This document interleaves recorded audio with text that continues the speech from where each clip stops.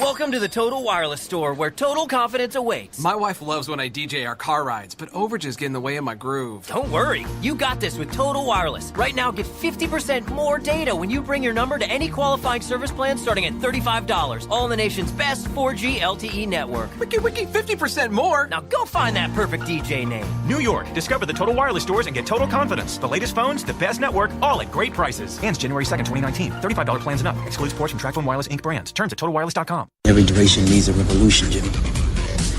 The American dream is just that. Just a dream. War is a continuation of politics, only by other means. Politics is a continuation of economics by other means. This is our bank. This is our war. And this is our plan of attack. Banks have become an essential threat to our democracy. So consider this justice. Thank you for listening to Revolution Radio at freedomslips.com, the #1 listener-supported radio station on the internet. Please help support this station so this battle can continue forward. Revolution Radio!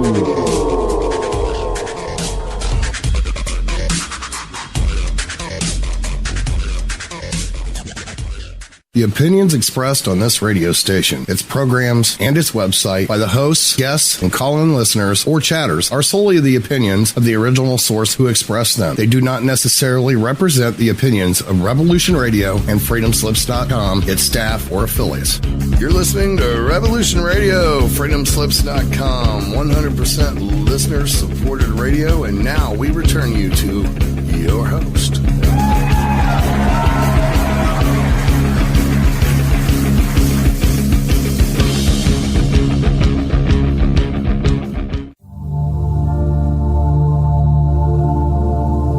Welcome to Sacred Matrix, a divine paradigm of love and universal consciousness, with your host, Janet Kira Lessin and Dr. Sasha Lessin.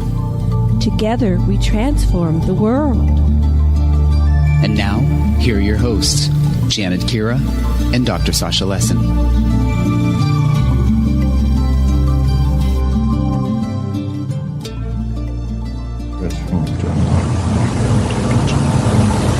Hello, everyone, and welcome to the Sacred Matrix of Revolution Radio at freedomslips.com. And I'm your host, Janet Kira Lessin, with my co-host, Dr. Sasha Alex Lessin, and our producer is Thomas Becker, also known as a Mad Painter. And today, our special guest is Honovi Strongdeer. And Honovi is a new thought leader, ambassador for ET Contact, artist and writer. She helps people get clear on their soul blueprint and purpose for being here at this transformational point in history, supporting shifts into multidimensional awareness, extraterrestrial contact, and helping to raise the consciousness of the planet. As a light language channel, Honovi's transmissions are assisting as a bridge for people to move into heart awareness. As a star seed and sound healer, Honovi is working one-to-one and with groups to ground the new earth frequencies. During 2013, she lived in China studying the ancient art of Qigong, energy healing, and paranormal ability, eventually becoming a certified teacher with the Big Harmonious family. She is the founder of Chai with the Cosmos, a platform for spiritual growth and multidimensional awareness. As a medicine woman, presently Honovi lives in the Sacred Valley of Peru, where she facilitates ceremonies with Mother Ayahuasca, sharing messages from our star families.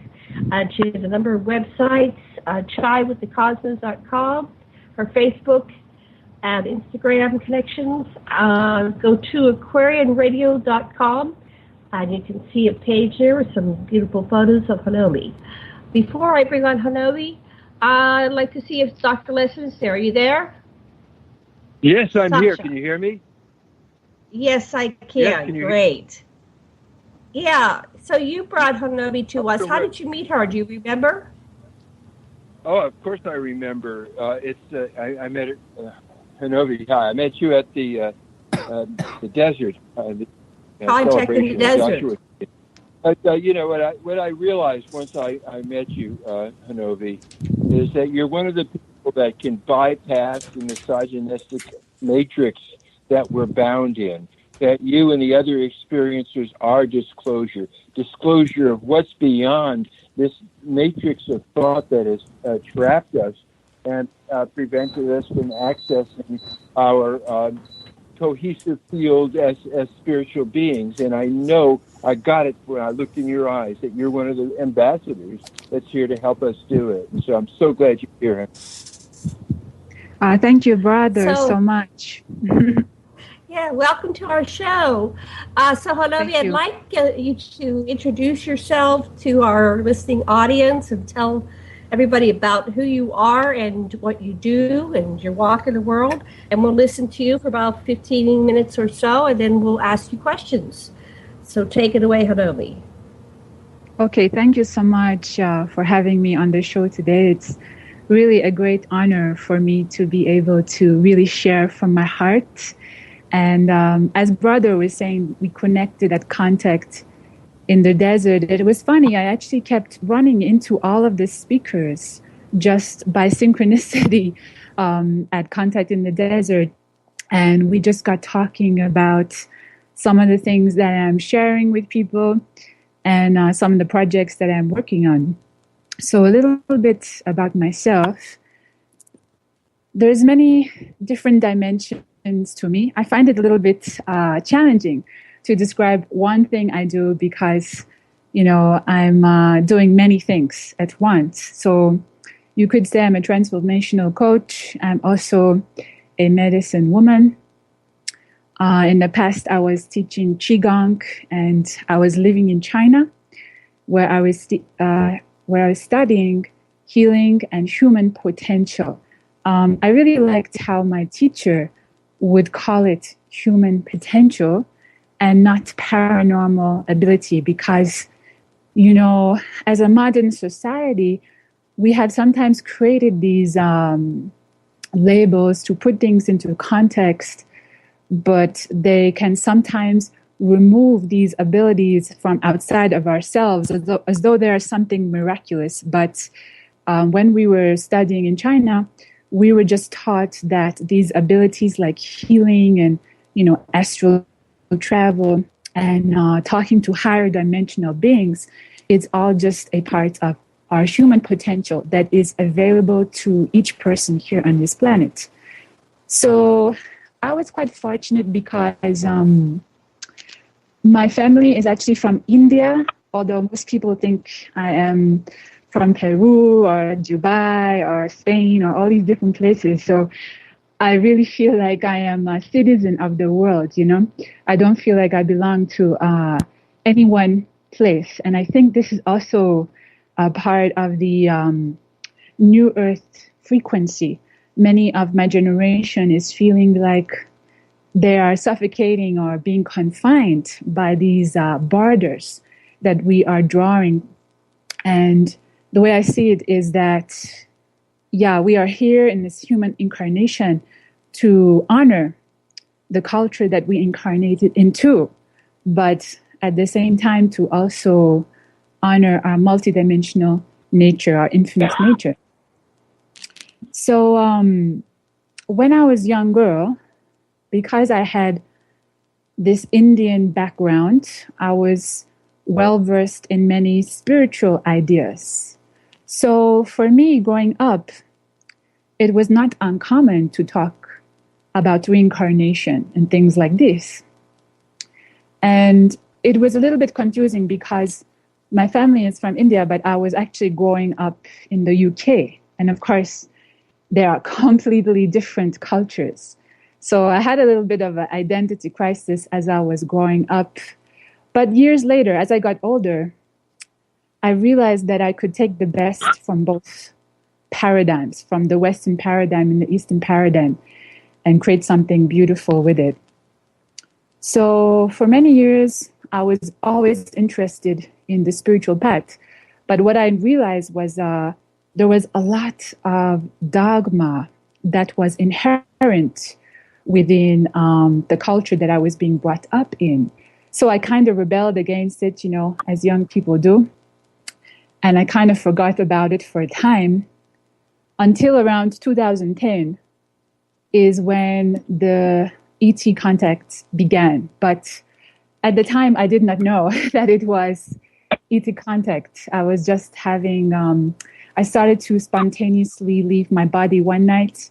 It was like, it was explained to me later on that my team of guides had activated what some people call my Kundalini energy, which allowed me to kind of access altered states of consciousness and my multidimensional remembering and all this kind of thing.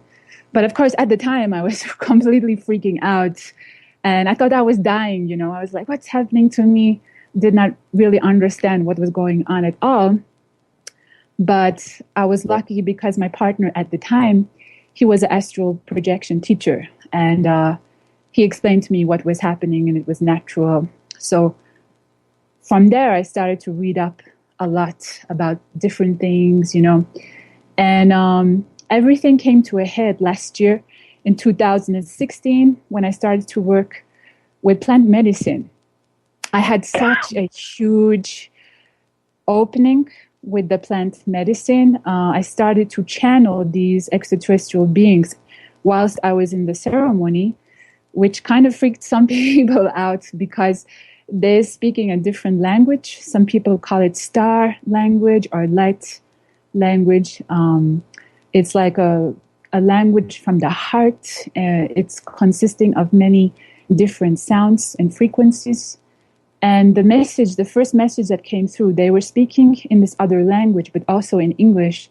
They said, we are from Sirius. We are returning. The hybrid children are coming. And the room kind of fell silent. And I was asked to leave the circle because the shaman holding the space, he did not understand, and he had a lot of fear in his heart. And he has been conditioned to think that whenever someone is channeling another entity in the ceremonies, that it's something bad and it must be stopped. So it was a little bit crazy, you know. But my guides were with me throughout, and they told me to forgive him. And they said that he was reflective of the mass consciousness, that many people would be resisting this information and this frequency, which kind of brings me up to this point now where I recently relocated to Peru and started working more with the plant teachers. I was shown in ceremonies that I have worked with the plants before in other lifetimes, which is why I had such a big awakening and opening, and why it felt so natural to me. Wow. That's very I worked interesting. A lot, also with the combination of Banisteriopsis, copy, and Dicotra viridis, Yahe, or Ayahuasca, and it's just like truly, what I found is people. Oh, brother, I cannot hear you so well. Oh. Oh well. There you go. That's better. Mm-hmm, that's better. Oh yes.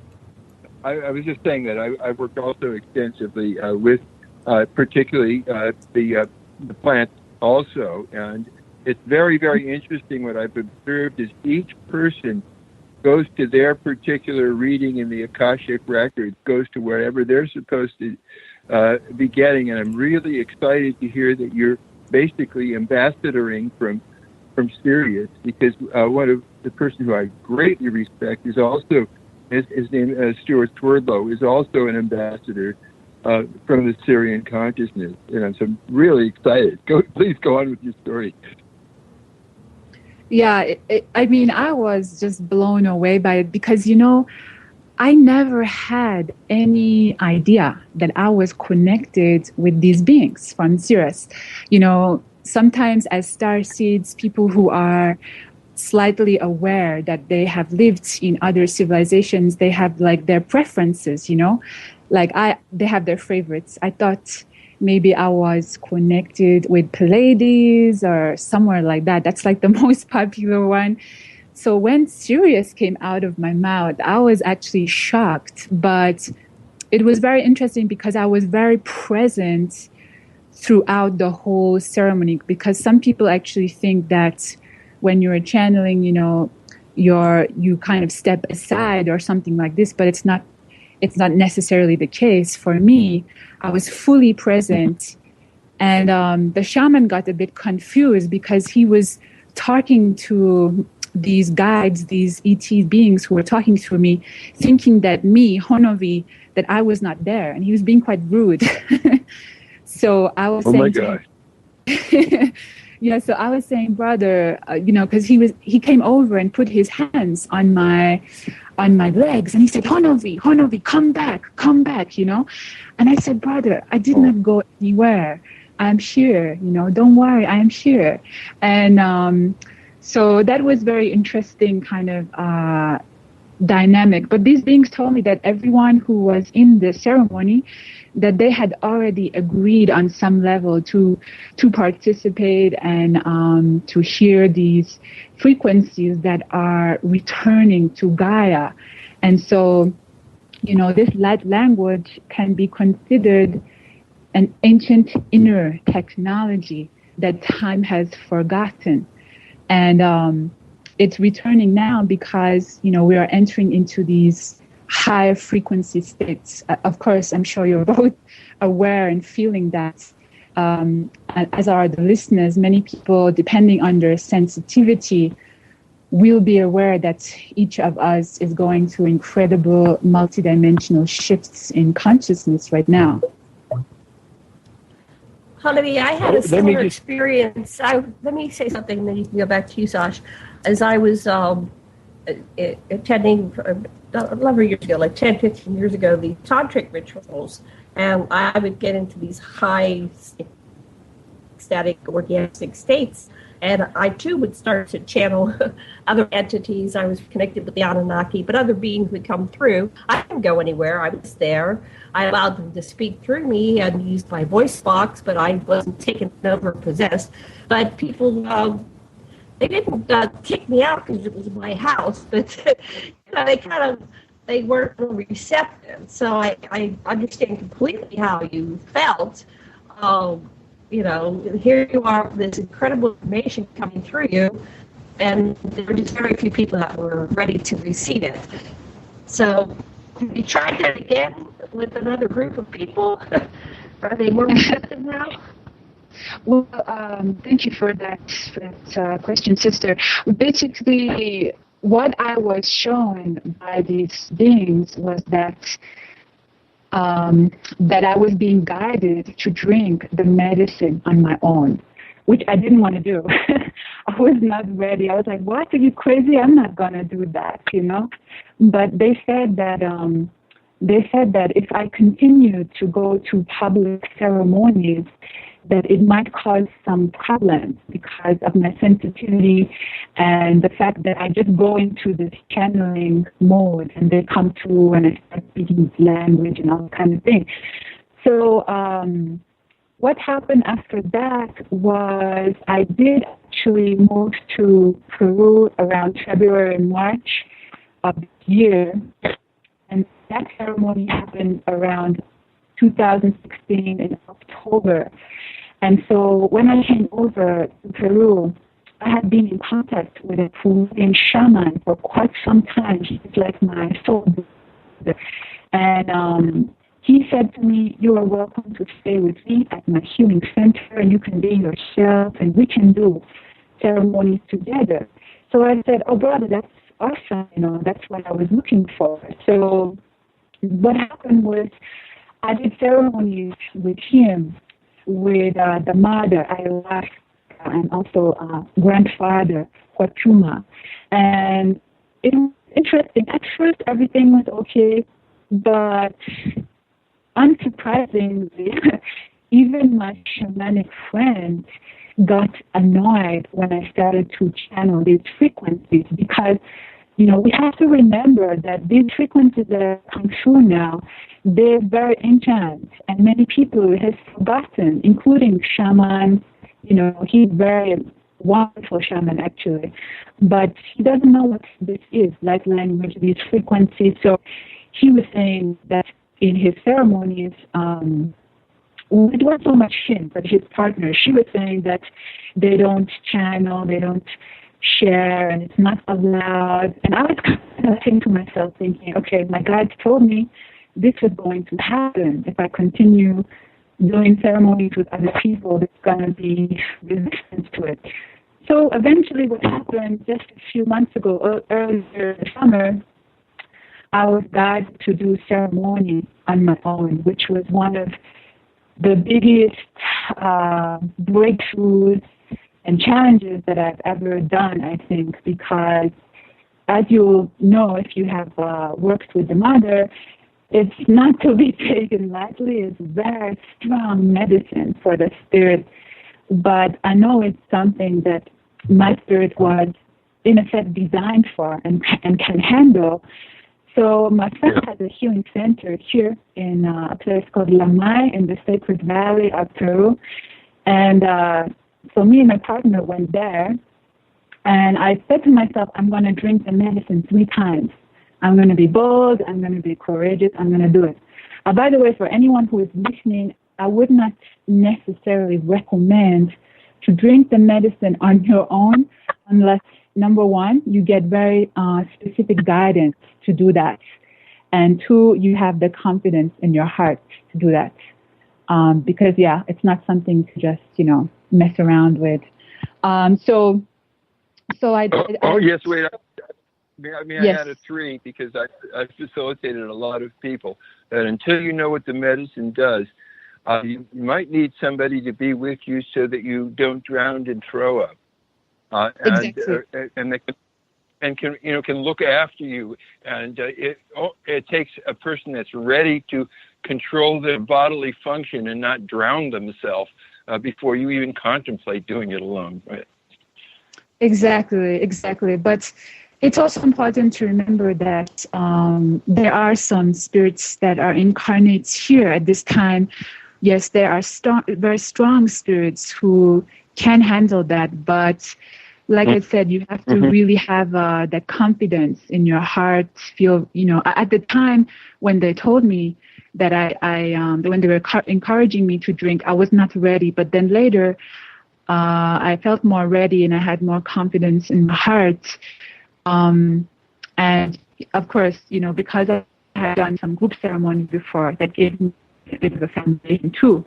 So it's something that is very unique.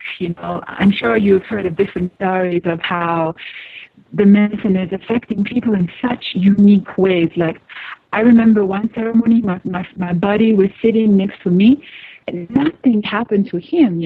I was like flying out my body with ETs and all kinds of stuff like this, and he was just, nothing happened to him. So it's very unpredictable how the medicine will affect your spirit, and it's not for everyone. That's what I say. And some people have come to me and I've said to them, I don't think the medicine is for you, So, and then they've gone to someone else or whatever. But what happened in that ceremony when I was drinking on my own was it was so phenomenal. I think the most mind-blowing thing about that was doing it on my own and facing my fears, like, in these times that we are living in these transformational times, I feel as though we are all being called to face our demons, to face our fears, to embrace our shadow instead of just, flying towards the light and getting burnt by it like moths to a light. So they knew I was a bit scared, these guides, these Syrian beings, and they start to sing to me. They sing. One of the ways they communicate is through singing, which is quite funny. But it makes a lot of sense, actually, when you think about it, because these beings, I would say that they are somewhere between 9 to 12 dimensional. There's very high vibration. So their means of communication is a bit more abstract, to what we might be used to in our linear human physical incarnation. So, they even said to me at one point, they were saying, my ego was looking for their form, like what they looked like, their face.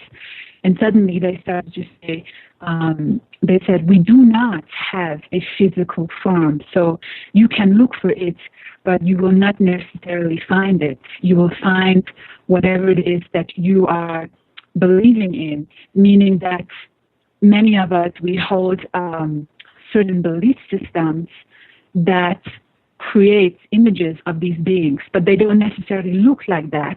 It's almost like they are conforming to each person's belief system. Yes, exactly. Russell Brittinger, his book has a whole bunch of things about how the extraterrestrials, lots of different races of them, are able to read in your psyche what images would work for you to convey what they're trying to convey and make you feel at ease. So could you just repeat that last part? I'm having some difficulty actually hearing you on the... So people see the extraterrestrials often have the ability to convey to the person who's interacting with them an image that the person feels safe with. And so one of my friends' wife sees the Virgin Mary while he sees an orb. And it's the same stimuli, but they're having different reactions to it. Yes, absolutely. In fact, I actually questioned these beings one time, and I said to them, how come I do not see any of the ascended masters when I'm meditating, or because I can connect with these beings outside of the plant ceremonies through meditation and relaxed states of consciousness.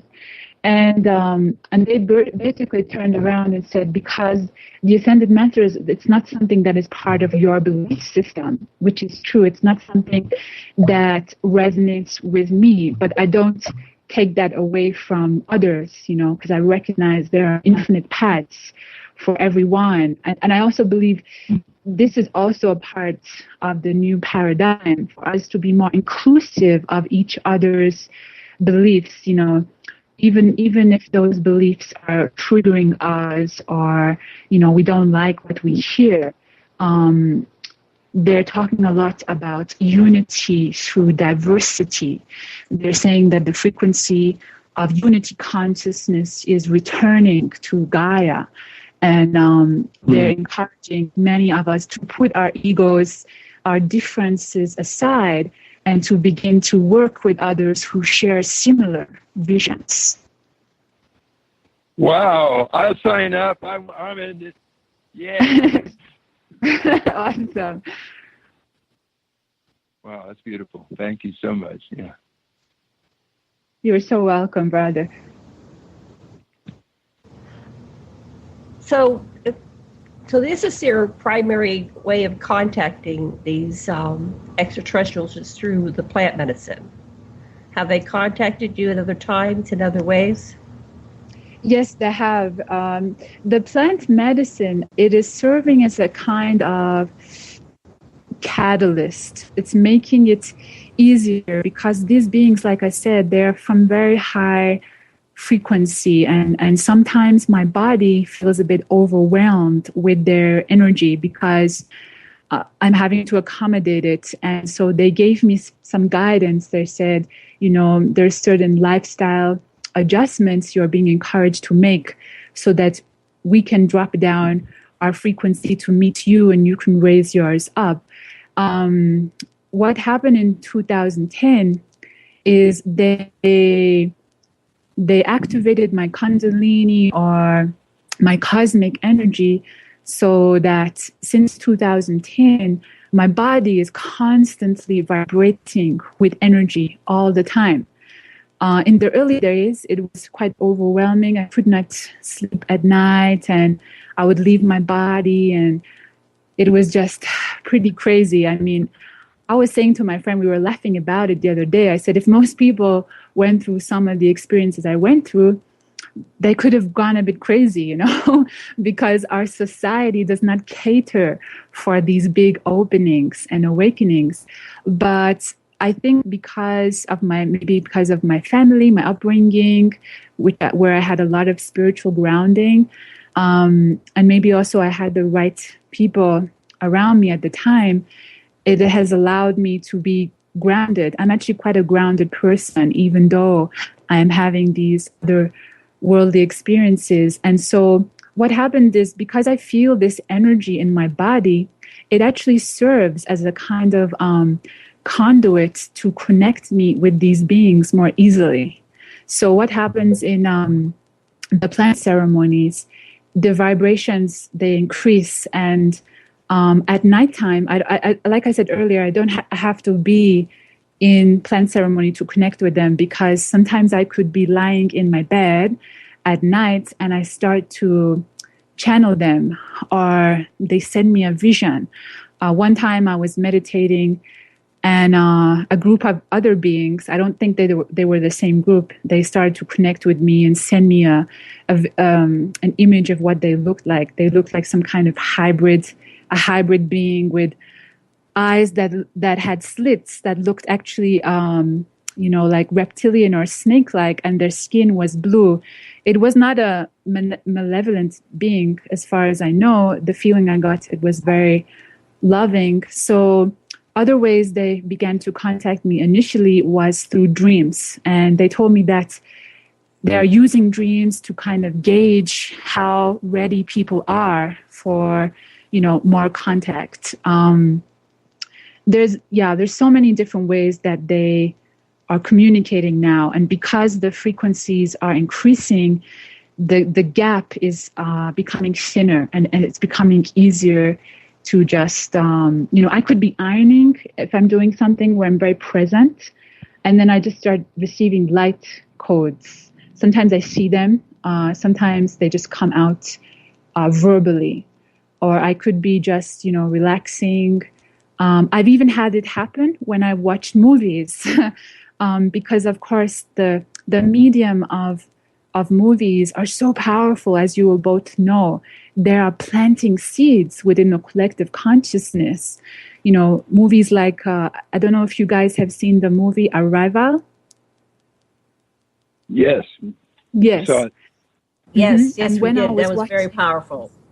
yes, very powerful, right? When I was watching this movie, I started channeling in the theater. I had to really stop myself. I had to leave the theater and come, kind of center myself and come back, because I didn't want to disturb people. And my sister was elbowing me, saying, shut up. But, these films and these different situations, they are kind of planting seeds and serving as a catalyst for me and many other people who are serving as ambassadors and conduits for these beings. Okay, so the hypothesis that I have is, or the question is, are you a hybrid Syrian? Is that very close to you genetically? It just doesn't seem that ambassador chosen randomly, that you were, that events have been orchestrated as a plan that's all to set you up to be a teacher, to help us. Do I get you right? Yes, that's correct, brother. I had a lot of resistance to it, though, as we all do, I felt a bit sorry for myself at one point, and I was like, well, why me? And why do I have to have these weird things happen? Which I'm sure a lot of people out there can relate to, people who are having these kinds of experiences.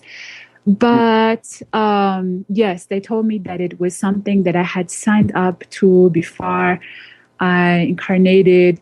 And, I'm not the only one. There's nothing special about me, really. There's so many of us here, so many of these starseed templates, We heard the call. The call went out, that Gaia is in trouble, and that we need some assistance down here. We need some ground crew. So of course, many of us, we say, okay, let's do it. Let's sign up. But of course, we forget all of that. We fall into this amnesiac soup. And for a long time, I was in denial and I was resisting my path. I didn't want these beings to contact me. And even now, I will be honest, some days I have bad days like anyone. Some days I'm just like, why can't I just have normal normal life. But then I think to myself, what is normal really? Maybe normal is something boring. so I've made peace more with my path and stepping out. But it has been very challenging, especially because when I was a young child, I went through domestic violence. It was very frightening environment for me. I think a lot of these people we call starseeds or wanderers, they are signing up for very difficult human incarnations. I feel one of the reasons is because as we are going through these life challenges, we are actually clearing them collectively for our brothers and sisters too. And so because of the environment I grew up in, I used to hide in cupboards from my abuser, and because it got that bad. And so hiding actually became a theme in my life as I grew into an adult. I did not want to be the center of attention. I did not want, to be speaking in front of big groups of people and this kind of thing. But of course, it is part of my path. And the way I made peace with that was I focused more on being of service to others and validating other people's experiences and letting them know they're not alone, and less on what other people would think about me. Wow. Beautiful. Beautiful. Janet went through very, very similar sequence of experiences. Oh, yeah, I can really relate. I had the abusive childhood, and to me, that seemed to wake me up to higher abilities. I was able to overcome a lot of difficulties, like you said, and I cleared that energy for myself. And yeah, I at one point I tried to make sense of it all. I met Sasha, Dr. Lesson. He's a hypnotherapist. We would go back into all these different traumas that I had as a child, and even through my adulthood. Since I started out with abusive parenting people in adult roles, I ended up marrying an abusive person, and then I went into other abusive relationships, and I realized that the common thread was me. So wherever I went, there I was, and so I had to really dig deep and find out what was going on, that I kept recreating it. But during this whole period, I ended up connecting with my guides. I had several near-death experiences as a result of trauma. And when I was out of body, I connected with my guides who were, once I was on the other side and talking to them, I realized they always are with me. And it was always my choice to come back. Sometimes I had to repair things in the body because I literally was killed, locked out of my body. I was dead. I could have stayed there. That was always an option. Do you want to stay here? I said, no, I got to go back. I stop what I'm doing. I agreed to do this. So I came back. But I like what you said, that somehow when you're doing the work, it's for everybody. Each person who does the work and clears it resolves his conflict within themselves is actually feeding the Akashic records or the morphogenic field or something, and somehow helping all humanity. So I like that. It's a nice way to put it. Yes, thank you, sister. I was just going to say thank you, sister, for sharing your experience. I wasn't able to catch all of it, but I think I caught the gist of it. One of the things that I say to people is, in a real sense, our own life, our life does not belong to us, really. We all are belonging to each other, and it might not seem like it when other people are experiencing something, but on some level, we are also experiencing that, because of course we have our individual consciousness and also the collective consciousness. So it's pretty amazing when you are thinking about, because I do coaching with clients. I have clients in different parts of the world. And, there's some of the people that come to me are just so brave. Some of the stories that they share I just think to myself, wow, the human spirit is so resilient. And like we were just both sharing, that as we were going through these challenges, we are not only doing it for ourselves. There's a bigger picture that's emerging. That's right. You're changing the morphogenic field. Mm-hmm. So, Right. Go ahead. What kind of coherence each of you is bringing. When I think of what coherence Janet is bringing to us Earthlings and to Gaia is the sort of the best of the what Nimma from Nibiru has to give, which is huge compassion and great knowledge and alchemy, particularly of psychoactive plants. That was what Nimma was really interested in. And then we get you and you are interested in the plants that you've got your whatever you're bringing from that the Syrians want us to have. But the message that both of you have is the same message about unity consciousness and feeling oneness and not being bound into separation and competition. Yes, some people are saying that there's only really one problem in our world, and that one problem is the illusion of separation. And of course, it's something that's very easy to talk about, as many things are. But, what really matters, I was talking to my partner about this today, and we were saying how spirituality itself, it's not really a philosophy, even though that's what we have been conditioned to think.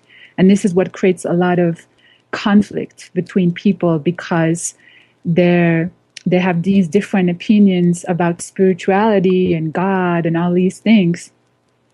But for me, spirituality is more a practice. It's an embodiment, and it's something for all of us to really remember, because it's through embodiment that, transformation occurs. It's through embodiment that we have the biggest impact on our brothers and sisters. So some people say to me, well, I'm trying to wake these people up, because they're asleep. And I'm like, you know what? Just let them sleep a bit longer.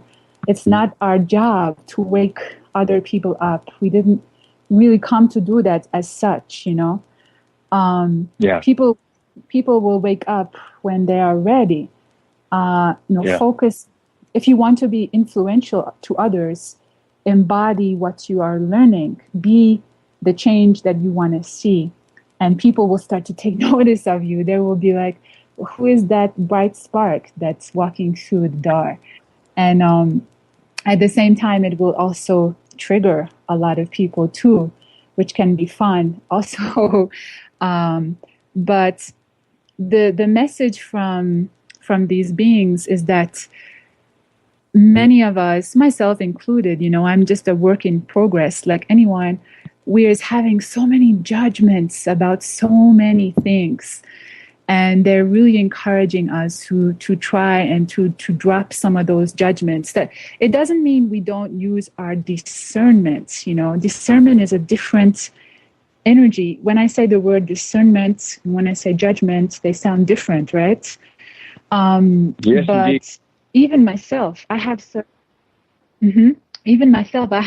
certain strong preferences. I like certain movies, I like to be around certain people, but even those preferences, they can create limitations, and they're just encouraging us to really be more inclusive of everyone, even those people we are thinking are a pain in the ass, Indeed. Basically, in psychology, we say the things that really bug you about other people or that you overly admire are just resonating in the underdeveloped parts of yourself. So if someone's pushy and it bugs you, that probably means you need to be a little bit more assertive. Yes, absolutely. And so what you really need to do is say, what is motivating the impulse, and you'll come down to needs that are good for the individual and for the people around them, because that's what deep needs are about. And so that's the best way, I think, to deal with separation, is to realize that whatever you think you ain't, you is. I cannot agree more wholeheartedly. I think sometimes it can be easy to forget that, especially when you are in the heat of the moment, in a confrontation, when the most common response is to be defensive and to justify your behavior if someone is saying something to you, instead of letting your defenses down and saying and actually seeing it as feedback. What I do when someone says something to me, what I do with my partner might actually disagree, but when someone points something out to me, like, oh, you're being selfish, or you're doing this, or you're doing that, instead of getting defensive, I try and ask myself, like, isn't that interesting? Like, that's the feedback that I'm getting from this other version of me, and is there any truth to what they're saying? And more often than not, there's probably some kind of truth, and then I can make some kind of amends, or make a change. But there's so many infinite ways to explore these spiritual ideas and principles, and it's finding one that is in resonance with you. Yeah. So, what did you want to say? What did you have to say, Sasha? Go ahead. I just love this discussion. There's all these different ways of feeling our oneness with each other. The interesting thing that you keep alluding to, and it's off stage, but I want to hear the sounds. What sounds do you hear? I want to hear you make the sounds. Or do you need musical instruments? This is just something you can hear. Or can you make those sounds? Honovi, are you there? Hello? Uh-oh. Okay, let's keep... You're still here. Okay. If you can hear us, say something. Yes, I can hear you now, okay. But I could not hear Sasha when he was speaking. Okay. Yeah, he's on a phone. Slow down and speak very clearly, honey. Yes, just slow down and speak very clearly. I'm real interested in those sounds that you alluded to. Yes. Very interested to know if you recorded them, or whether you make them, or whether you do them in your ceremonies with other people. Yes, I do them all the time. In fact, I can share some with you now, or a little bit later. Sometimes, yes. Sometimes these sounds, they're coming through in different times. Of course, I use them in ceremonies to clear the space. This star, or light language, as I said earlier, is an ancient inner technology. It's so powerful that it has the ability to actually manipulate matter, because what I noticed, what I didn't mention earlier in my story, was when I started to speak this galactic language, I actually started hearing it first in my dreams, but I had no context for what it was. So I didn't know that it was some galactic, language, or whatever you want to call it.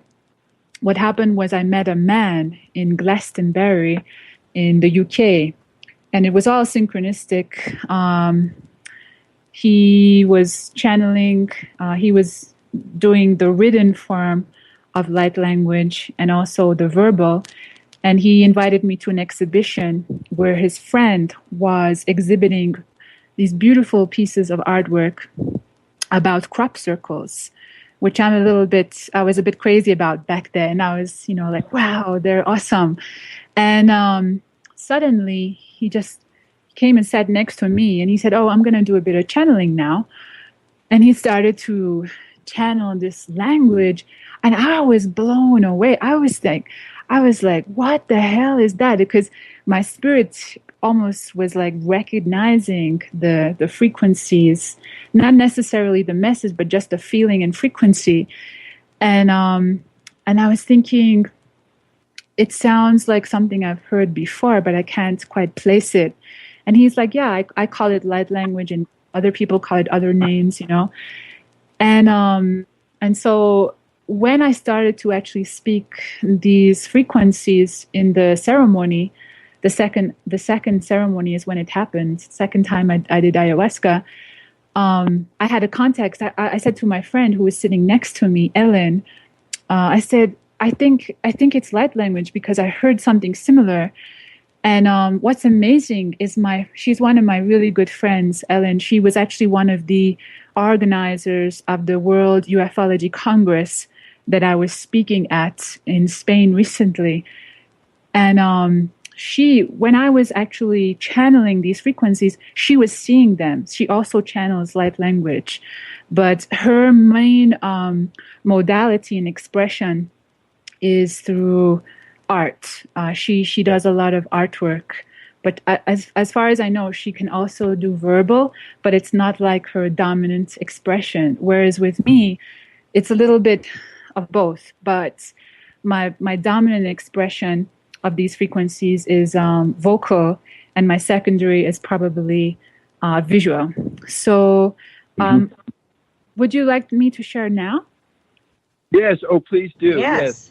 Okay. I just need a moment to just settle down. Okay. While you're doing this, I just will tell you that Caroline Corey got all these people that saw something, and she just projected what they saw, what they drew them on the projector, and then asked them what they recalled, and they all knew the same concept. It's a universal. Beautiful. Ayana kasu hai ema ayota iyoku nasa ema inate shuku asu hayina ena yutu yana eyoshu namayani ahaku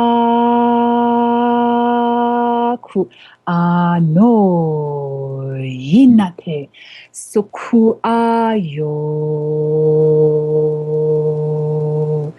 eyota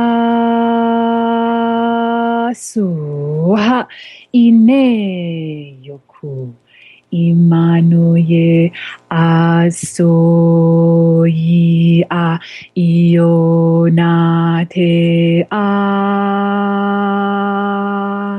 eonato ioeya sokoyo a hayi sono ama kanate shuyoni ayano kusa. Wow. What were you saying? Do you have any idea what you were saying? Yes, I have an idea. I was just sharing that the frequency of the heart vibration is returning to Gaia and encouraging people to remember, but not to remember through their beliefs or through their minds, but to remember through their spirit and through their feeling. Because, you know, light language is an ancient, non-linear, multi-dimensional form of communication. It is a language of the soul, and it is emitted through what we might call heart consciousness, which is returning to Gaia. So when I'm sharing these frequencies, they can stimulate a person's multidimensional memory or their heart or some kind of feeling. I've had very different reactions from different people. Some of them very dramatic. Some people, they don't feel anything and they think it sounds like gibberish. But normally the people that is thinking it sounds like gibberish, they're only listening with their mind. So these beings are not trying to say that the mind is something inferior. It's something beautiful too. But they have said to me before that there's too much emphasis on the thought processes and the mind, and people is encouraging to, create a leverage, a balance between the two, and return to their hearts. Yeah. While you were making the sounds, I went into a meditative state, and I saw the purple spiral going through my different chakras, center of the earth and up through my crown, connecting both heaven and earth, just right through me. It was a wonderful. The sounds were a great vehicle. Yes, awesome. Sometimes I actually sing songs. I can actually sing you a song that came through one day. I was just I actually sang it at the conference, the World Ufology Conference. The song came to me as I was walking back from an evening of kirtan, which is devotional singing. And there were so many stars in the sky. I'm so fortunate to live here with the Andean mountains by my side. And then suddenly I just started to channel this song. And it's a mixture of English and light language. And I wondered if you want me to share just a little bit of it. I would love for you to share it, but we're coming up on the break, and I'm afraid you'll start the song and the music will come. How about we'll hold that for after the break? We can do it after. Great. Okay. Yes, and there's the music. Okay. We will be back in about 5 minutes. Please mute your mic. See you in 5.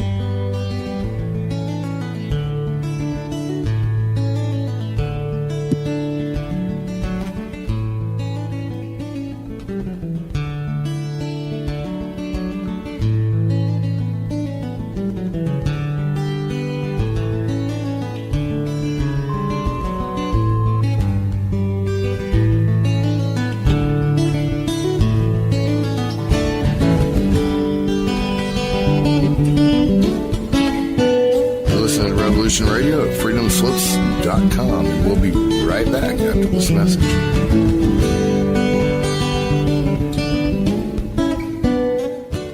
You need some more speed records in this day and age. You need coverage. Coverage? Oh, you mean them little root weevils that crawl around popping off cameras in your face? Those root weevils write history. Many of you know that quote by Jack Nicholson in A Few Good Men, "You can't handle the truth." Well, you can, and Event Horizons will give you those truths. So when you're mad as hell and not going to take it anymore from that memorable CNN network, you'll know just what to do. We will draw you in and become your news addiction at Event Horizons. Join us Monday through Friday from 10 a.m. to noon Eastern Time at freedomslips.com. Revolution Radio. Our world team members are Dennis Fetcho, John Ilias, David Dunger, Halakas MD, Melanie Vrichjan, Jim Mars, Paula Harris, John Trallo, Maria Payan, Christopher Husser, DODDS, Jonathan Orchard, and me, your anchor, Dr. Robin Falco. If you decide not to volunteer, it will not be held against you in any way. Sounds dangerous. It is. Very dangerous. Count me in. And that's right here at Revolution Radio, freedomslips.com, where information never sleeps.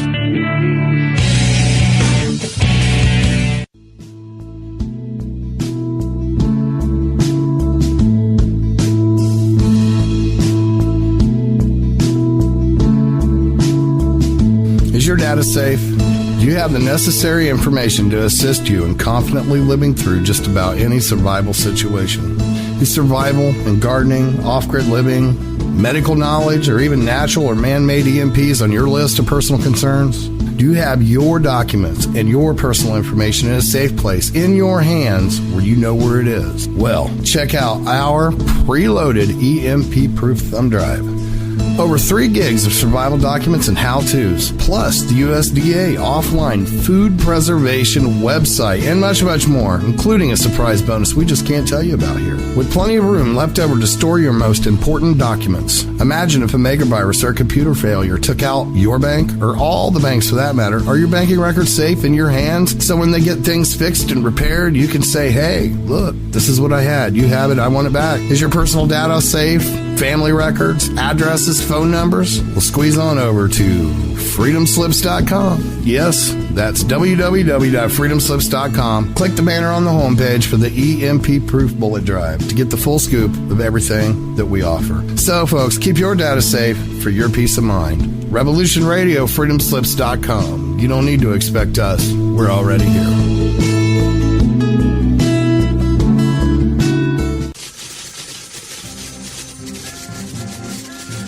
In breaking news, a visiting Syrian diplomat reported today that their population is evolving rapidly and advancing into a 5th dimensional consciousness.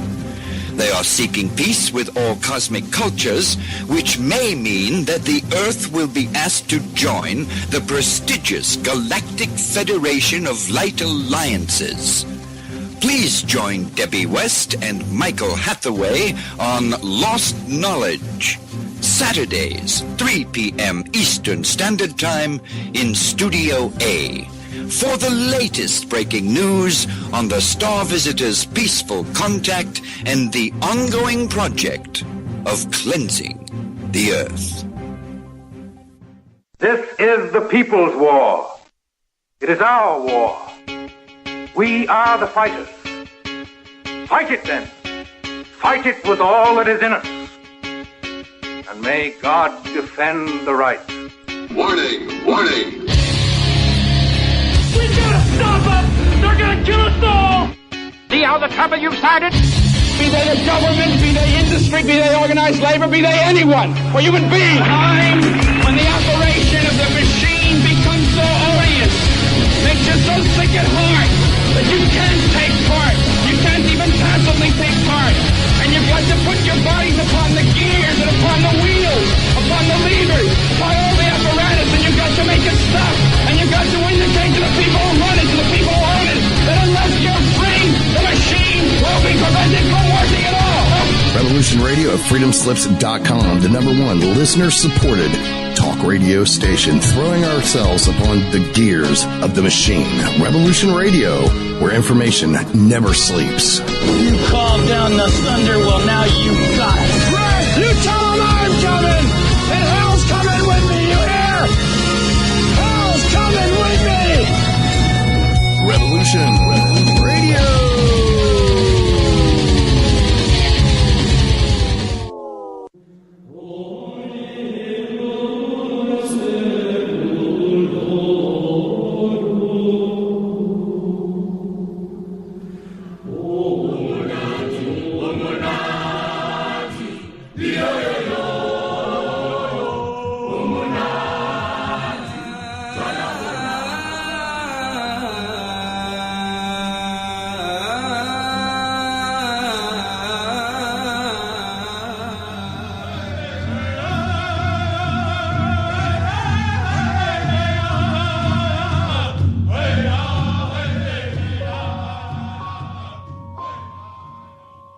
Join Revolution Radio every Wednesday, 8 p.m.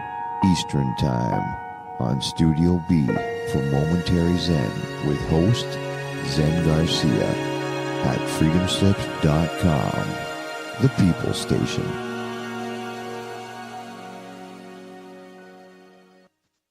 The opinions expressed on this radio station, its programs, and its website by the hosts, guests, and call-in listeners or chatters are solely the opinions of the original source who expressed them. They do not necessarily represent the opinions of Revolution Radio and freedomslips.com, its staff, or affiliates. You're listening to Revolution Radio, freedomslips.com, 100% listener-supported radio, and now we return you to your host.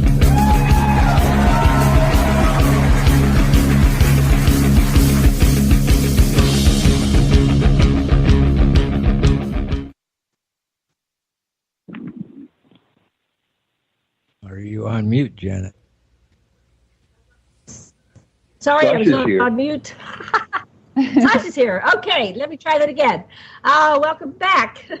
Hold on. Thank you. You guys are sounding much clearer now, because earlier I think I was using some telepathic ability in conjunction whilst listening to you, because I could not really hear what you were saying. What's going on? Let me do a quick little commercial break here, Honovi, and I'll be right back with you. So welcome back, everybody, to the on Revolution Radio at freedomslips.com. I'm your host, Janet Kira Lesson. My co-host is Dr. Sasha Lesson. I hope everybody can hear me. And Thomas Becker's our producer, and Honovi Strongdeer is our guest. And I'd like to remind everybody to please go over and make a donation. We do need your donations. Go to freedomslips.com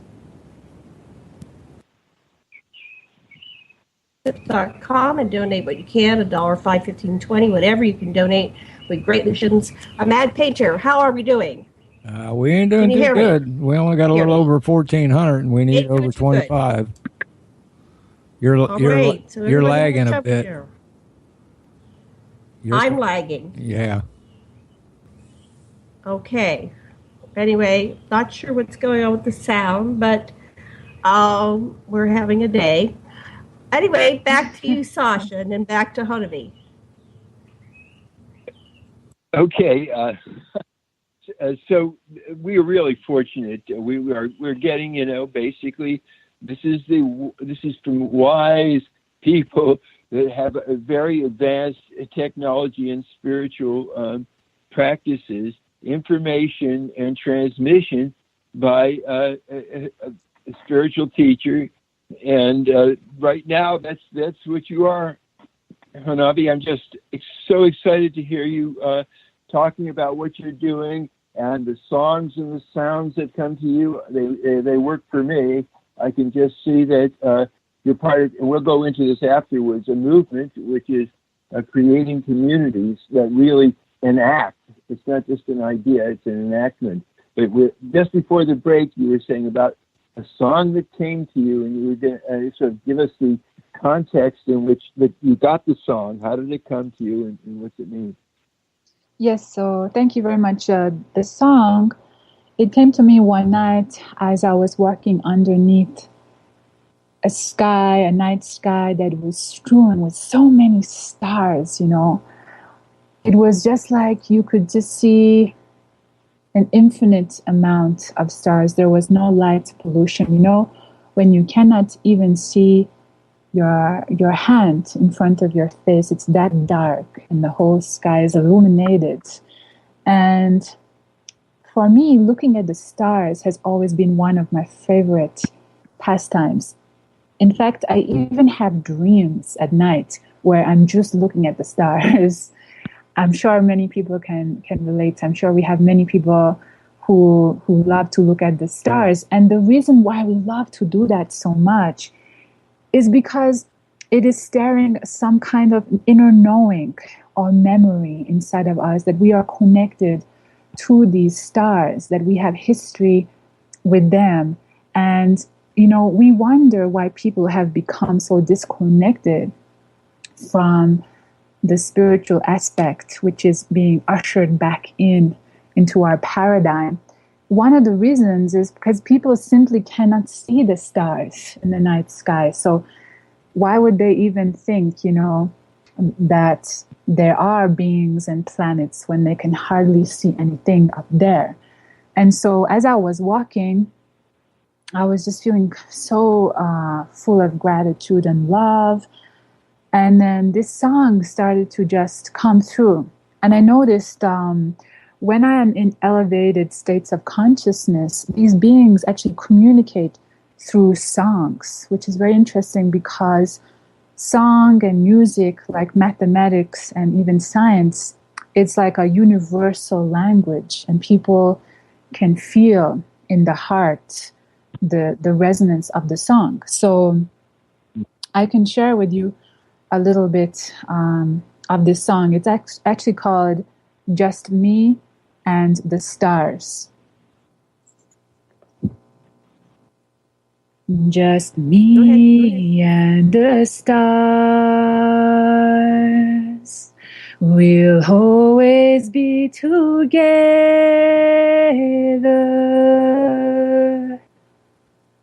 Ayano kaiyo ea.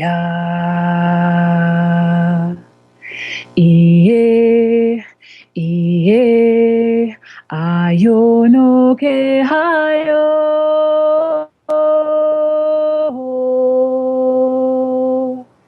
Enayo taiye aho. Just me and the stars. We'll always be together. You'll always be in my heart. Iye, iye, ayoko e hayo.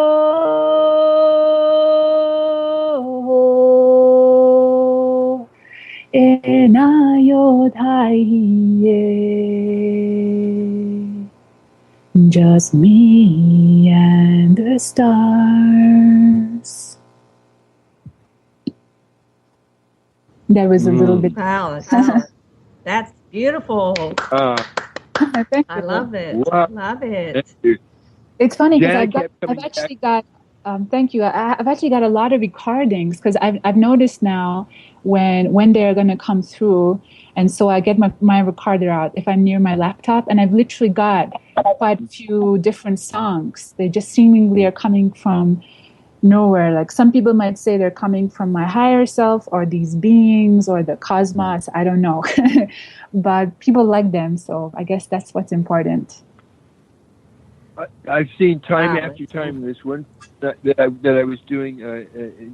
She was doing journey work. She'd come back with this beautiful music that she heard, but she couldn't quite make it come out. You know what I mean, Janet? Oh yeah, I have songs all the time. I have one that's like I'm not going to do it because I can't quite translate it. Maybe I'll find a musician sometime and I can get it down into the tone. But it's full of drums as well, so it's got beats. So it's hard to, Yes, just I normally right. It's a full orchestra a lot of times, like even some instruments that I don't really quite recognize.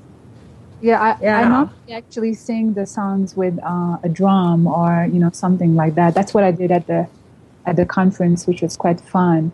But yeah, I think what's happening also is these beings are really encouraging us as a collective to go outside of our preconceived notion of how communication will appear. They're actually trying to really encourage us to be more elastic in our thinking and in our consciousness, because we got very used to thinking that we're going to meet these beings, they're going to, just shake our hand like they do in Star Trek or something, hello, how's it going, or something like that. But it's not going to be like that. We are living in this amazing infinite universe with infinite expressions. So why are we so arrogant to think that, these beings have to communicate in our language, on our terms? It's not going to always be like that. So, they're encouraging us to really go beyond our comfort and what we perceive to be communication, because the communication with these beings is so diverse. It's infinite as many different stars there are in the sky. There's many different forms of communication. Wow. Yes. Yeah, very, very true, very true. So, go ahead, Sasha. What were you going to say? Well, what I get from the people I interview and stuff, and by just the numbers, is that the hybrid people among us on this Earthling population, especially from the genetic experiments that were going on in the late 70s and so forth, and they're over, and the hybrid people are here and they're helping us, and it's not like something that's coming down. We have the basis, and it's in people like you Honovi, that basically we got to listen to our younger people who have got the message, who are open and aren't stuck in the old ways. And so that's why I'm so excited to have you on this program. You're just such a fresh approach and so personal. The thing is, how does this come down on the ground? Did you really connect with a community? Did you make Ubuntu work? How does this come down in life? Oh, can you just repeat the last part? Did I do what in work? Were you able to create a functional community for yourself that people share in the way that you want the world to share? I think at the moment it's in the beginning stages because, I recently relocated here to Peru, but of course, not everyone is having the experiences that I'm having in the light language. There are some people, in fact, I did meet a friend of mine called Benjamin, who is also sharing these light languages. So it's kind of like what I'm seeing right now is these new earth communities are beginning to kind of crop up, and they're in their beginning stages, or maybe some of them are further along than other communities. But we're still finding each other, because what's happening with a lot of wanderers or starseeds, or people who are just, they might not identify as starseeds, but they're just having these big openings, is that there's still a lot of hiding and shame and self-doubt, because we have created a modern system, like I said earlier, that is not catering to these shifts in consciousness. And what I'm noticing with some people, I notice it a lot actually, because part of my job is to hold a container for people when I do coaching with them, and to see their highest potential, and to reflect it back to them, to show them what they cannot see for themselves. I'm meeting a lot of people who have potential to be guides, healers, teachers, but they might not be stepping out because they're still dominated by what other people are going to say, what people are going to think. But it's a natural process, because also I had to go through that too. And I think for me, I have found it a challenge to really find my own community, but I think it has been self-perpetuated, because what happens sometimes when we're having these experiences, we can really isolate ourselves. I went through this period where I completely was isolating myself from everyone, because I was feeling like they don't understand. And, I was perpetuating that, because, I was adding further energy to it. And then I had some insights where it was revealed to me that, yeah, there is many of us, and we're all kind of spread out across the earth. We might not all be in the same place, but we don't actually necessarily need to find other people who are going through exactly like every single thing, who are singing songs about stars and light language. What I learned was you can find common themes or threads that connect you with your brother and sister. So everyone wants to feel loved and give love. That's a common theme. Many people have dreams, right? There's many things that people want to accomplish. People want to be happy. And so when you start to connect with people on this base level, then I find that you can start to, grow an organic community that way, as opposed, because these beings, they have said not to focus too much on, elitism or exclusivity, because this happens a lot actually in spiritual. We all have something called spiritual ego, where we might feel superior, better, having content, needs, or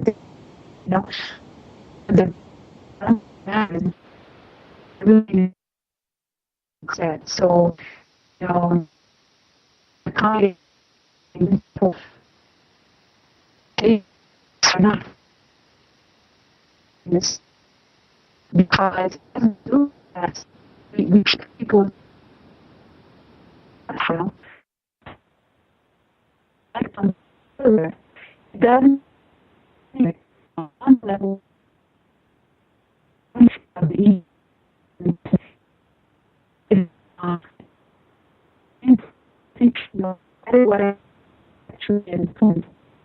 not talking at them and saying it's like this, or you guys are stupid, or you guys are sleepy. I mean, how would you feel if someone saying you're a dumbass, something like that? It's not very pleasant to hear, right? And your defenses go up. So my advice, just creating community. Can we see? Really kind of impact. I'm not sure if I can hear somebody here.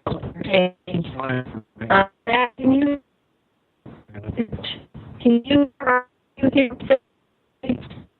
hear Sasha.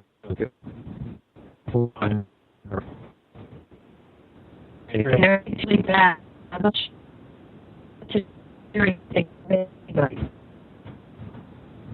It's being wonky today. That here.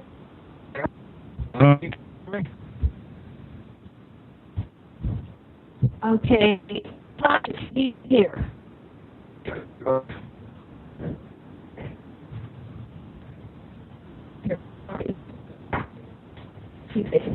Hello, can you hear me?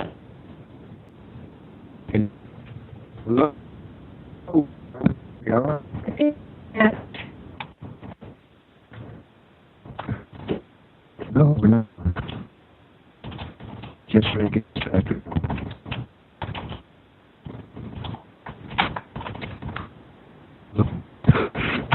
Are we?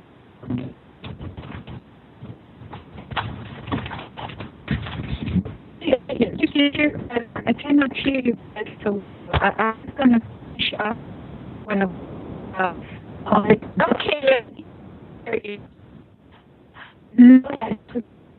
Finish up saying pretty into study where you're, just out there and some sort of about how to get trail to, or give a collaboration, and the that you just start and being inclusive,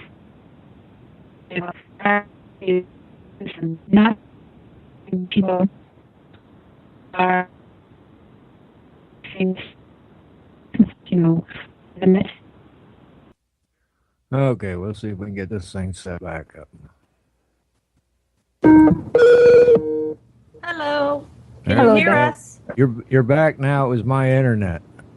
Yes. Okay. Wonderful.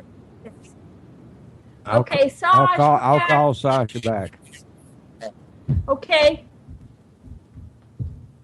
I have the phone here. So anyway, keep talking, Honovi. Can you hear us? Yes, I can hear you very clear. That's wonderful. I'm not sure whether you guys could hear what I was talking about, but I was basically talking about create. Go to everybody. Okay, there he goes. So he runs the other room, we get feedback. Okay, so go ahead. What were you saying before we were so rudely interrupted? No problem. I'm talking about creating these New Earth communities and really beginning by starting from where you are. The thing is, your tribe of people who wanting to connect and resonate with you are not going to know that you are there unless you are being seen and saying to people, hey, I'm here and I'm creating this event or I'm opening this center. Like, for instance, when I first met Dr. Sasha at Contact in the Desert, we were speaking about this project where me and a group of friends, a group of my friends, they're creating a center, and they have invited me to like a healing center basically in Peru to be a part of it, to contribute and share and create retreats, and it's pretty exciting. It's still in the beginning stages, but what happened was in 2014, I kept receiving a vision, and I believe now that this vision was being sent from these beings, and the vision was creating these new earth communities, and that there would be many different centers around the world, like a international grid system almost, and that we were to do it in groups, and that we were to put our egos and our differences aside, and actually begin to create a team of people that work together as dreamers, healers, facilitators, teachers, because many of us, we have remembrance from other civilizations where we operated as a kind of, you might call it a hive consciousness or a collective consciousness. And so I knew that part of my larger purpose in being here was always going to be about being with a group of people, a family, and that I was not meant to do this on my own. And in fact, we're not meant to do it on our own full stop. It's just, I'm not saying that there's not value in teaching on your own. That is something that I do. But I do feel that with the return of this particular frequency of unity consciousness, it's encouraging us to really group up with people we are in resonance with. We might not have everything in total agreement, but it doesn't matter. As long as we are, as long as we share similar values to be of service to other people and to have fun and, all this kind of stuff. So it's interesting, this vision that I had in 2014 is actually starting to come together when I moved to Peru. Because again, these beings actually, they advised me, they told me in 2016, they said the time for the UK, where I was living previously, they said it's coming to an end for you, and you are being encouraged to relocate to Peru. And they said this is the land that your spirit is very familiar with. You have been there before. And I was like, are you kidding me? I'm not going there. Again, I had a lot of resistance. I was thinking, why am I going to go to Peru, the other side of the planet? And it's funny because when I was a young girl, I was obsessed at maps, looking at maps. I would run my fingers across world maps, and I would imagine that I had friends in every country and continent, and I also like globes as well. I don't know why, but I was just almost obsessed with it. And I used to always kind of point my finger in South America, like, oh, this is like when I was like 9 or 10. So it's funny how things unfold in our lives. Like little did I know back then that I was living here in Peru and trying to create these new communities. Wow. Isn't it interesting? These interests were young and we don't understand what they are, but they're actually some kind of internal guide connected to source that leads you eventually to where you're meant to be all a while. So I have that same incident, which is very old. I know it's supposed to be probably to shake out. I know it's slightly, but it's not the right energies. It's getting this guidance for why. So eventually, they made it through. Don't get close, honey. Okay. Yeah, once again, we're having trouble with audio. So, Sasha, okay, hold on. I can help Sasha.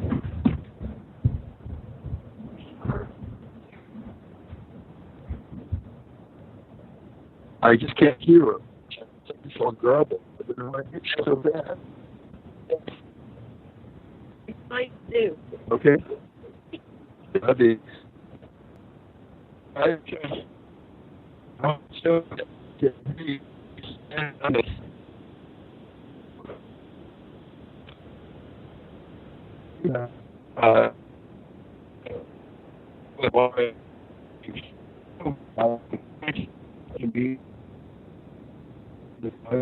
co-creating. We to the American Church. It's one of our acronyms that's protected by law that we can use ayahuasca, peyote, as part of our sacred journey. We're protected by the United States. Janet, are you back yet? I'm here. I'm typing to the Honovi, and I could barely hear you. It's like really broken up, and we could barely hear It's my internet. So she could hear me. Okay. I'm going to drop out the... It's my Just share the mic here. How's that? Okay, so he's going to come in the living room here. Okay. Try again. It's my internet, by the way. It's not y'all. No problem. Oh, it's your internet. Bad Peter's internet. Behave. Okay. That's good. Okay, go ahead. And Sasha's here. Go ahead and speak, Sasha. Well, I was just saying, that we've all had different kinds of visions, and it makes so much sense. And one person can change the whole morphogenic field, because instantaneously everybody that's ready to feel what has happened feels it, because we're all connected at that level. Mm-hmm. Yeah, there's something going on here. We've had some wonderful speakers here this week, Chris Hardy and Caroline Corey. Caroline Corey has a new movie out, E.T. Contact is here.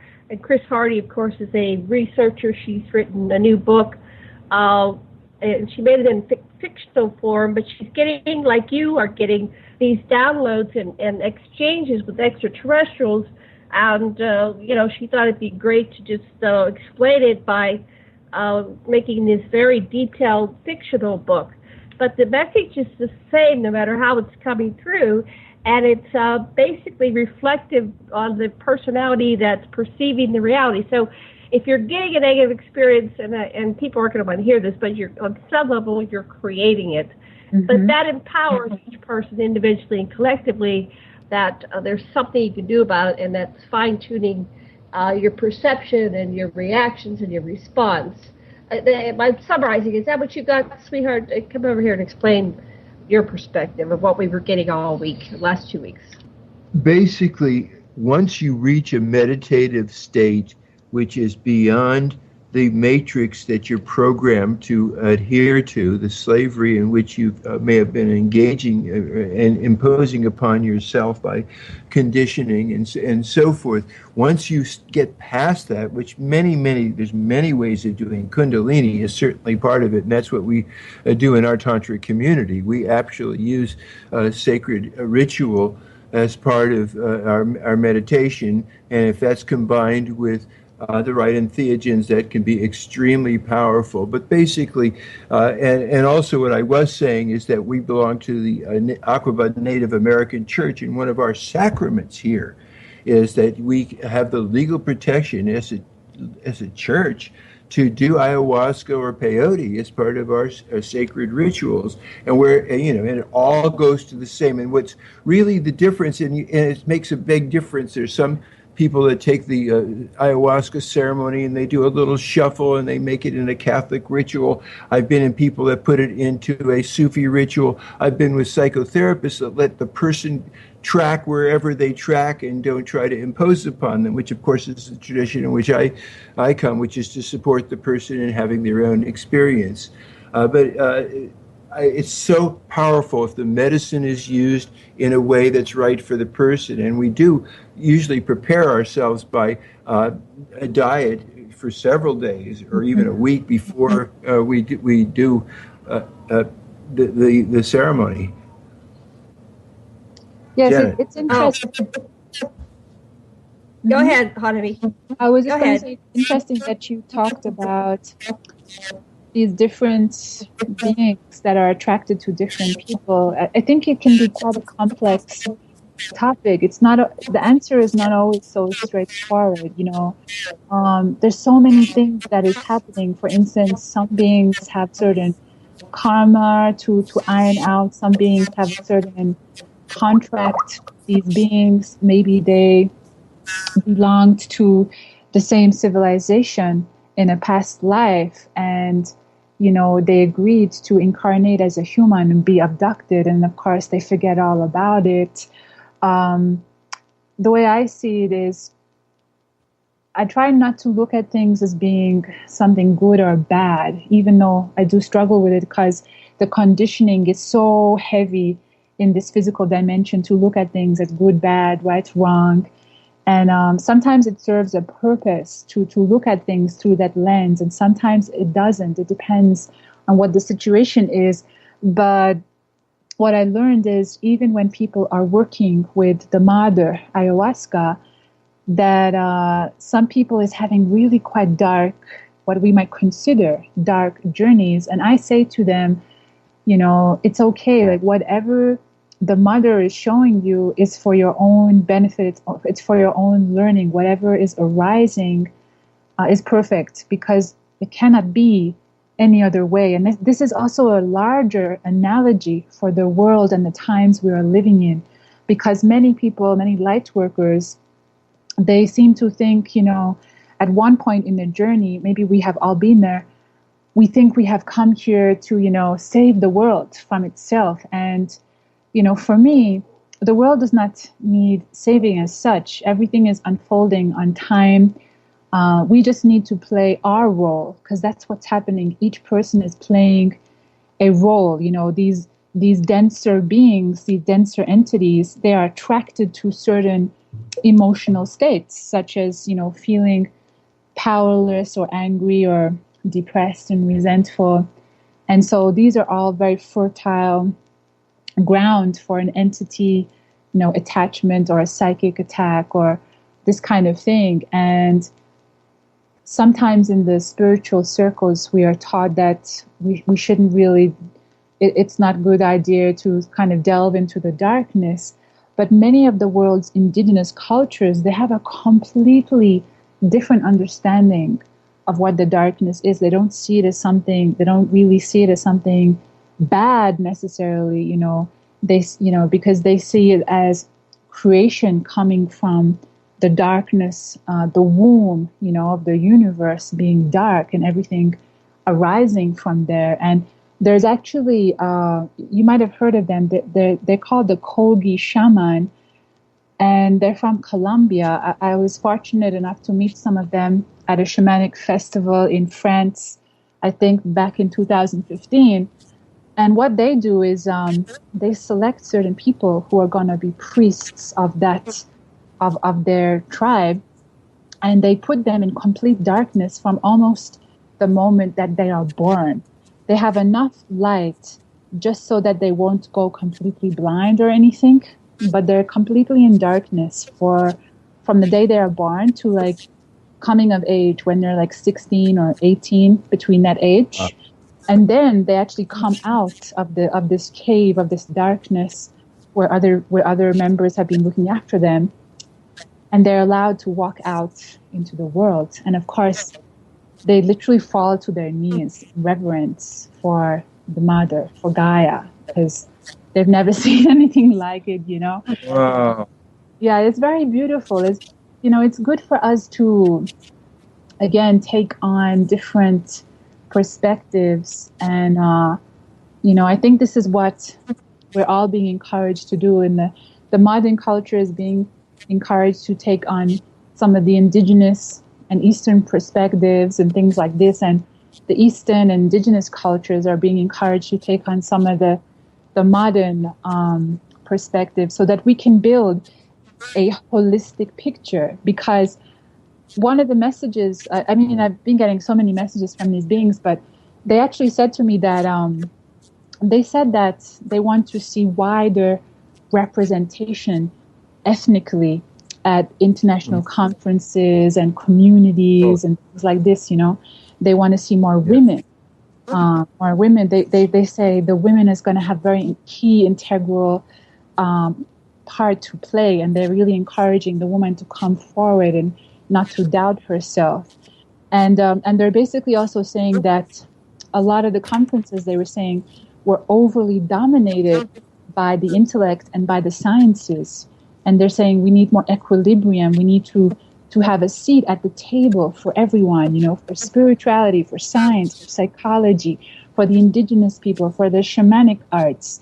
And as we are doing that, we are creating an alchemy, and we are creating a bigger holistic picture where, everyone's got a piece of the jigsaw. It's not like just one medium is superior to other mediums, right? And I believe in ancient times, that's why these ancient civilizations got further in their consciousness, because they were creating this alchemy that is missing in our modern culture. Yeah, I would just. Am I coming through now? I'd just like to. Can you hear me? Yes, very clear. Okay, so it's very cool in the kind of modern transpersonal psychology. We do exactly what the indigenous people do.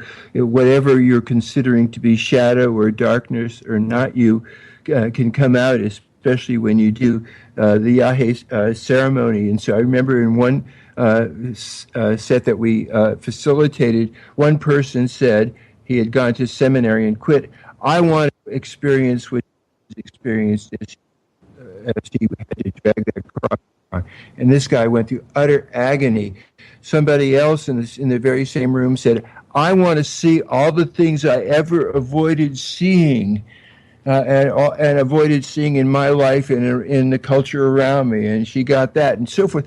And we went around the room. Everybody got what they asked for. It was amazing. And so you get this is an amazing entheogen. It's taken in the right context with the right end in mind, and you can learn a lot.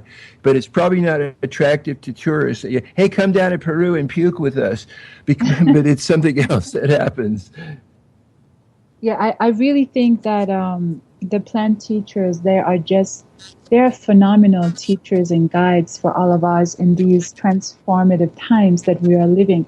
Of course, there's also a lot of controversy with the plant medicines. Many people are saying, is it cultural appropriation? And, it's a delicate, touchy topic with many different angles that you can come from. But I was actually talking to a friend of mine. As I said to you earlier, I don't know if you heard me, but one of my best friends is a Peruvian shaman. And he's the one that was actually telling me not to share the light language. But it's okay. We kind of made up all that. It's fine now. But he was basically saying that he feels that the Western culture is coming in here and they're taking advantage, And I can totally see his perspective. But I also said to him, brother, I said, the medicines, they don't actually belong to anyone. They don't belong to a specific group of people, just like the sky and the earth don't belong to anyone. They're for all of us. And yes, people are going to abuse the medicines. They're not going to always be in integrity.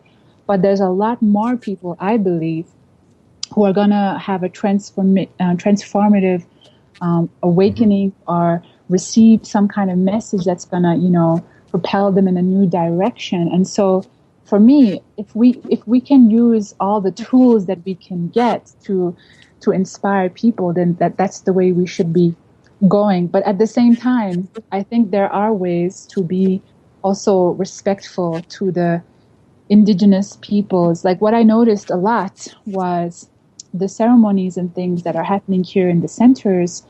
I was saying to my friend, why is there no indigenous people or elders coming to the centers to teach? There's no, cohesion between the Westerners and the indigenous population. And so I said to him, as we are creating the center, I really want to bring that to the forefront.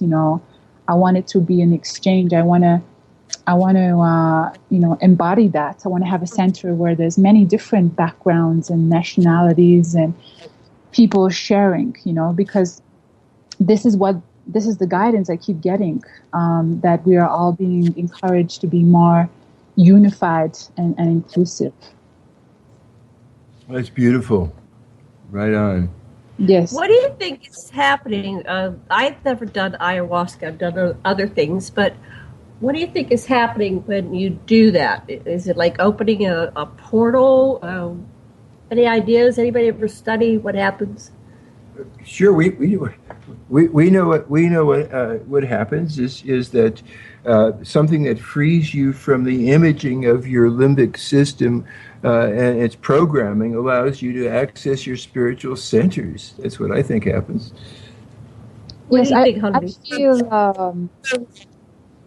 I feel what's happening is it's just giving you access to what is always being there. Just like ET contact, it's always been there all throughout the ages, but kind of like there were stories of, I think there were stories of when the Spanish came over with these ships, the indigenous people, some of them were not even able to see these ships because it was not part of their paradigm, you know, and it's similar in our current civilization. People have not been so forthcoming to acknowledge ET contact because it's not been a part of their paradigm. For some people, it's quite shocking because the conditioning goes so deep. And what I feel is happening with the plant medicines is they're just giving us a window and insight to what is already there and what is actually perhaps more true and more real than what we are currently living in this physical dimension. Right. It's like the doors of perception. It's like the UFO field. It's like the ET field. You actually will see it when you believe it. So when you take these things, what's really there comes through. The block is the illusion, not what's there, what you're seeing after you take the entheogen. Right. But it actually works the other way around. Believing is seeing. What you believe is what is creating your reality moment to moment. But we have been taught in the modern culture, you have to see it to believe it, which, you know, has caused some problems, even to the point where I was shown that one time when I had an out-of-body experience, I was shown that many people in the modern world, because they have been so deeply conditioned, when they are transitioning to the afterlife, they are encountering problems because their beliefs are so rigid. They don't believe in an afterlife maybe, or, you know, they don't believe in their guides. So when their guides try to contact them, they can't even hear them. They can't even see them. Some people are getting trapped on these lower vibrational planes. And it's not like it's like some major problem at the end of the world, but, you know, I don't think there's too big of a problem that cannot be resolved. There's always assistance on hand. But it is interesting that people's beliefs can really become limitations, or their beliefs can be cultivated in a way to become more free and liberated. Right. There's a series of books by the Dr. Michael Newton Institute where they've hypnotized about 40,000 people around the globe with many different facilitators to their state of life between lives and what happens when you exit your body. And it's exactly what you said, that if your beliefs will affect what you're going to see. Mm-hmm. And your guides there, everybody has a guide, a personal guide, and we have a system of support when we pass over. We have a committee, and we have almost like a group support system of 20 to 30 people. But they're trying to reach you, and if you have your strong beliefs, they can't get you to see them. They're right there, even when you're out of body. So that's why people get trapped.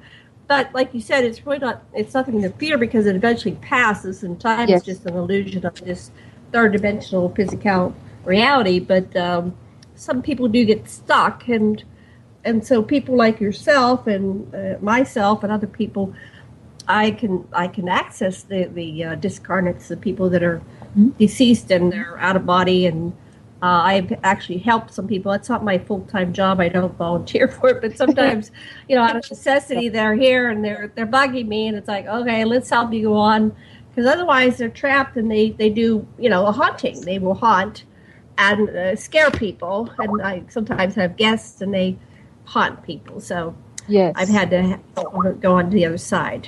In fact, I would say that that many people are they are serving as, assistants in the dream time. And for anyone who is listening, who is particularly sensitive or connected to other dimensions and realities, it's quite likely that you're doing retrieval work. I have many dreams where I meet beings. Sometimes I become lucid and sometimes I don't, where they tell me how they died.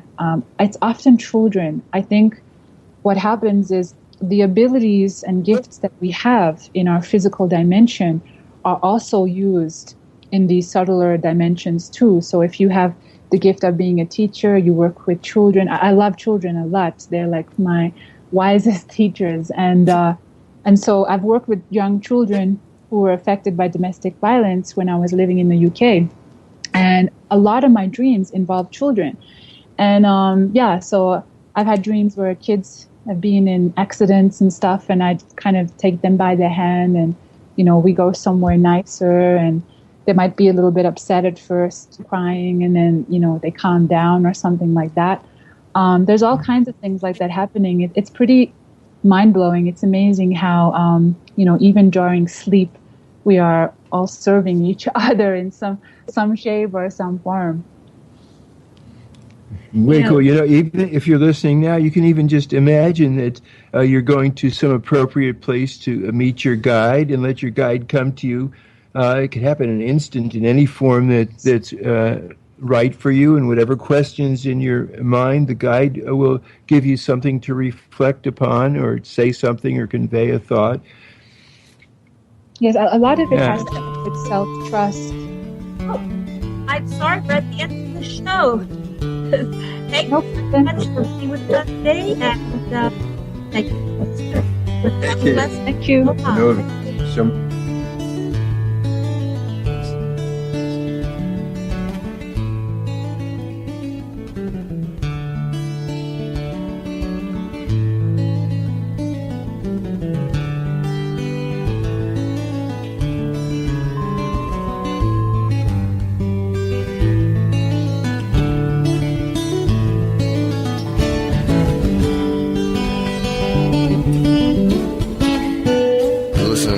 Radio at freedomslips.com, and we'll be right back after this message.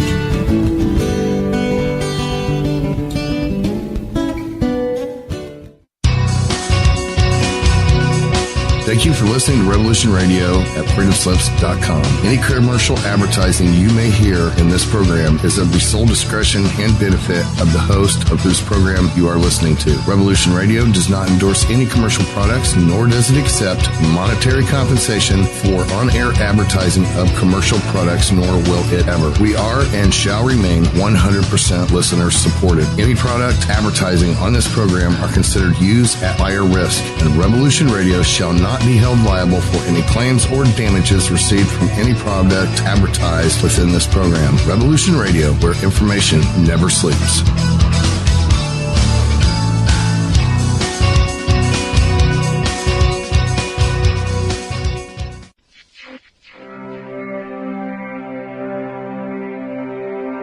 Most guys freeze. That's your cerebral cortex looking for an answer it doesn't have. See? Even your brain knows you're screwed. The body's filling with adrenaline right now, whether you know it or not. Your heart's beating fast. It's getting a little harder to breathe. The neurobiological system is telling it to run, but your knees are too weak to move. Fear is not real. The only place that fear can exist is in our thoughts of the future. It is a product of our imagination, causing us to fear things that do not at present and may not ever exist. That is near insanity. Now, do not misunderstand me. Danger is very real, but fear is a choice. We are all telling ourselves a story. You're listening to Revolution Radio at freedomslips.com. 100% listener-supported radio. Reporting to danger. Unafraid. Right here, where information never sleeps. Revolution Radio.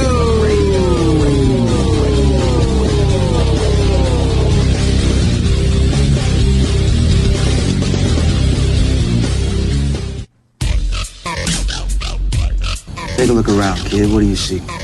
Homes being foreclosed. People working 2-3 jobs just to put food on the table and still drowning in debt. Don't get me wrong. This country was founded on great ideals and principles. They've all been ruined by the banks. Open your eyes to banks that are robbing you. You know who my favorite president was? Oh, Thomas Jefferson. Because he saw all of this coming and tried to stop it. He fought the banks. JFK too, and they killed him for it. The banking institution is more dangerous than an army, he said.